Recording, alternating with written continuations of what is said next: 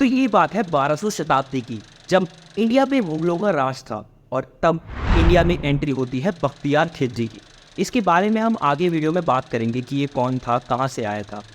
तो इसने अपना रुतबा जमाने के लिए और इंडिया की इस बेमिसाल नॉलेज को हमेशा हिस्ट्री से ख़त्म करने के लिए एशिया की सबसे बड़ी यूनिवर्सिटी को आग में झोंक दिया था।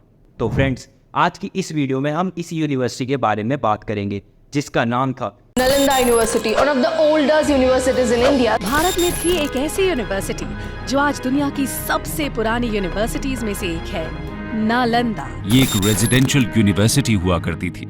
राम राम दोस्तों, मेरा नाम गौरव है और आप देख रहे हो फैक्ट्स विद गौरव का एपिसोड 2। तो इस यूनिवर्सिटी के डिस्ट्रक्शन को जानने से पहले हमें इस यूनिवर्सिटी के ओरिजिन को भी जानना होगा कि इसको कब एस्टेब्लिश किया गया था और इसका पर्पस क्या था।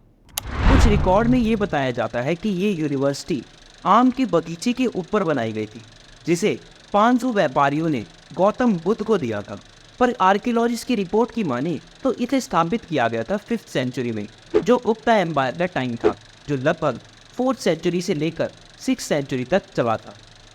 और इस टाइम पीरियड को हमारे इंडियन सबकॉन्टिनेंट की हिस्ट्री में golden age period of India के नाम से भी जाना जाता है। गोल्डन एज पीरियड किसी भी कंट्री का वो टाइम होता है जब वो कंट्री सबसे ज़्यादा अचीवमेंट्स हासिल करती है और वो अपने पीक टाइम पर होती है। तो नालंदा 3 शब्दों से मिलकर बना है, ना प्लस आलम प्लस दाव, जिसका मतलब होता है ना रुकने वाला ज्ञान का प्रवाह। तो हमें इस यूनिवर्सिटी के होने की जानकारी ह्यूनसेंग और इत्सिंग जैसे 2 चाइनीज ट्रैवलर्स और ट्रांसलेटर्स के जर्नल्स में से मिलती है। इस यूनिवर्सिटी में 5th सेंचुरी से लेकर 7th सेंचुरी तक सबसे ज़्यादा डेवलपमेंट बताया जाता है, जिसमें ये एक विहार से एक महाविहार में बदल चुकी थी। तो नालंदा यूनिवर्सिटी को बहुत सारे इंडियन स्कॉलर्स और जैवनीज सपोर्ट कर रहे थे, जिसमें बुद्धिस्ट और नॉन बुद्धिस्ट दोनों शामिल हैं। इस यूनिवर्सिटी में 750 साल से भी ज़्यादा समय तक मेनली 6 सब्जेक्ट्स के बारे में पढ़ाया जाता था, जो थे योगा, वेद, ग्रामर, लॉजिक, मेडिसिन और मैथमेटिक्स। इसके अलावा भी बहुत सारे सब्जेक्ट्स थे जो यहाँ पढ़ाए जाते थे, जैसे लिटरेचर, एस्ट्रोनॉमी, थियोलॉजी, फिलॉसफी और भी बहुत कुछ।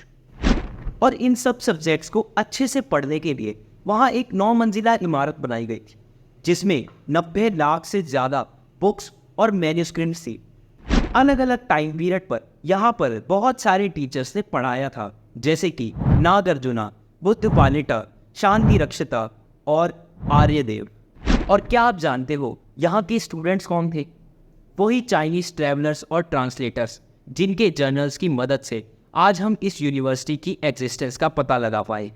ह्यूनसेंग, जो यहाँ पहले एक स्टूडेंट थे, फिर उन्होंने बाद में वहीं पर पढ़ाया भी, और वो 650 से ज़्यादा संस्कृत टेक्स्ट इंडिया से चाइना ले गए ताकि वो वहाँ पर भी ये नॉलेज शेयर कर सके।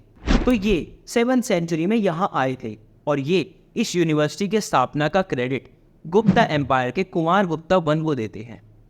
और ये अपने जर्नल में बताते हैं कि यहाँ पर 10,000 मॉन्क्स और 1500 से भी ज़्यादा टीचर्स रहा करते थे। मतलब ये एक रेजिडेंशियल यूनिवर्सिटी थी। नालंदा में चाइना, जापान, इंडोनेशिया, पर्शिया और श्रीलंका जैसे देशों से लोग पढ़ने आया करते थे। और ये भी माना जाता है कि यहाँ पर कुछ उपनिषद्स के ओरिजिनल मैन्यूस्क्रिप्ट्स भी थे, जिन्हें कभी रिकवर नहीं किया जा पाया। और आर्यभट्ट जैसे ग्रेट मैथमेटिशियंस, जिसने शून्य की खोज की थी, वो यहाँ के हेड रहे थे। तो दोस्तों, ये माना जाता है कि नालंदा पर एक नहीं 3 आक्रमण हुए थे, जिसमें से सबसे पहला आक्रमण हुआ था समुद्रगुप्त के टाइम 455 से 467 एडी के बीच में। मीर कुल के लीडरशिप में कुनाज ने किया था। कुनाज सेंट्रल एशियन ट्राइब्स के एक ग्रुप को कहा जाता है, जो इंडिया में खैबर पास के जरिए एंटर हुए थे 4th सेंचुरी से 6th सेंचुरी के बीच, यानी कि जब ये यूनिवर्सिटी एस्टेब्लिश हुई ही थी। अब हुनास के ऊपर एक सेपरेट वीडियो में बना हुआ इस चैनल पर, तो इस चैनल को सब्सक्राइब कर लो वो वीडियो देखने के लिए। तो अब वापस आते हैं अपने टॉपिक के ऊपर, यानी कि गुप्ता एम्पायर के टाइम हुनास के इन्वेजन्स इंडिया पर हुए थे, पर समुद्रगुप्त के सक्सेसर्स ने इस यूनिवर्सिटी को दोबारा से रिस्टोर कर लिया था। नालंदा में दूसरा अटैक 7th सेंचुरी में हुआ था और ये अटैक करने वाले थे गौदास के राजवंश जो बंगाल से थे। और इस अटैक के बाद बुद्धिस्ट किंग हर्षवर्धन ने इस यूनिवर्सिटी को रीबिल्ड किया था। अब ये दोनों अटैक तो नालंदा झेल लेती है, पर जो तीसरा अटैक हुआ था वो नालंदा यूनिवर्सिटी झेल नहीं पाती है। तो तीसरा इन्वेजन था बख्तियार खिलजी का, और ये माना जाता है कि ये इन्वेजन हुआ था 1193 एडी में।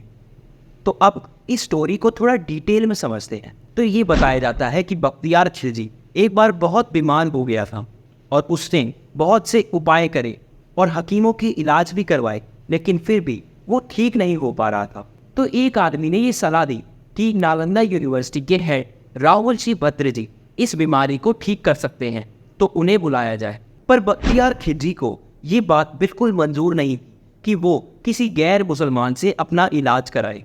लेकिन बाद में जब उसकी हालत बहुत ही ज़्यादा खराब हो जाती है तो वो राहुलजी भद्र जी को बुलावा भेजता है, पर वो उनके सामने एक शर्त रखता है कि वो उनकी दी हुई कोई भी दवाई नहीं खाएगा, और ये वो इसलिए करता है ताकि वो हिंदुस्तानियों को नीचा दिखा सके। तो राहुलजी भद्र जी इस चैलेंज को एक्सेप्ट कर लेते हैं और उसे एक कुरान ला के देते हैं और कहते हैं कि इनमें से कुछ पन्ने वो डेली पढ़े। और खिलजी ऐसा ही करता है और देखते ही देखते उसकी सेहत में सुधार आने लगता है। तो इसके पीछे का राज ये था कि राहुलजी भद्र जी उन पन्नों पर दवा लगा दिया करते थे, जिससे वो दवा उसके शरीर तक पहुंच जाती थी। अब ये बात खिलजी को हजम नहीं होती है और बस वो निकल पड़ता है इस ज्ञान के भंडार को राख में मिलाने के। अब जानते हैं कि आखिर इस असीमित ज्ञान का असली सोर्स क्या था जिसे खिलजी ने तबाह कर दिया।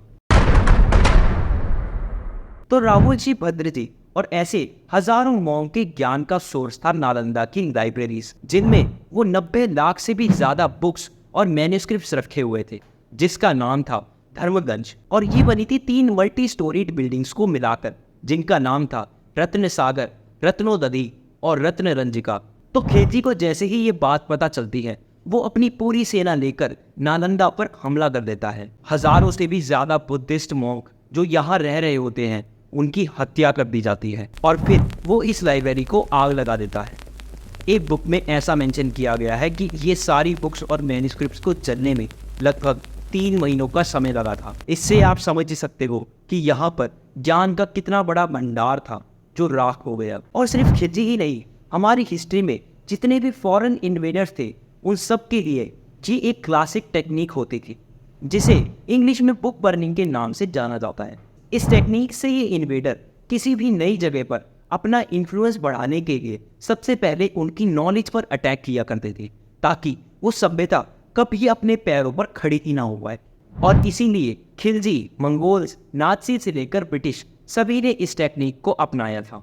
नाज़ी जर्मनी में हर वो बुक जो उनके खिलाफ जाती थी या फिर जूइश लोगों द्वारा लिखी गई थी उसे जला दिया करते थे। अब ये बुक बर्निंग टेक्निक एक और टेक्निक को सपोर्ट करती है जिसको कल्चरल जेनोसाइड के नाम से जाना जाता है, जो ब्रिटिश ने इंडिया के साथ किया था। अब ब्रिटिशर्स के आने से पहले इंडिया में गुरुकुल सिस्टम था, पर ब्रिटिशर्स को हम पर राज करना था। तो लॉर्ड मैकॉले ने ये तय किया कि अगर हमें इंडिया पर रूल करना है तो हमें ये साबित करना होगा कि इनका एजुकेशन सिस्टम बेकार है और इन्हें एक बेटर एजुकेशन सिस्टम की ज़रूरत है, और इसे बीट करके वेस्टर्न एजुकेशन को इम्प्लीमेंट करो, जिसमें वो सक्सेसफुल हुए थे। और आज भी ये थॉट हमारे माइंड में कहीं ना कहीं है। अब एट दी एंड सिर्फ एक बख्तियार खिलजी ही नहीं था जो इंडिया के कल्चर को ख़त्म करना चाहता था। ऐसे कई सारे इन्वेडर्स अपना राज इंडिया पर जमाने के चक्कर में इंडिया का कल्चर ख़त्म कर गए। तो इस वीडियो में हमने जाना कि कैसे नालंदा हमारी हिस्ट्री का एक इम्पॉर्टेंट हिस्सा थी और बख्तियार खिलजी ने इसे राख में मिला दी।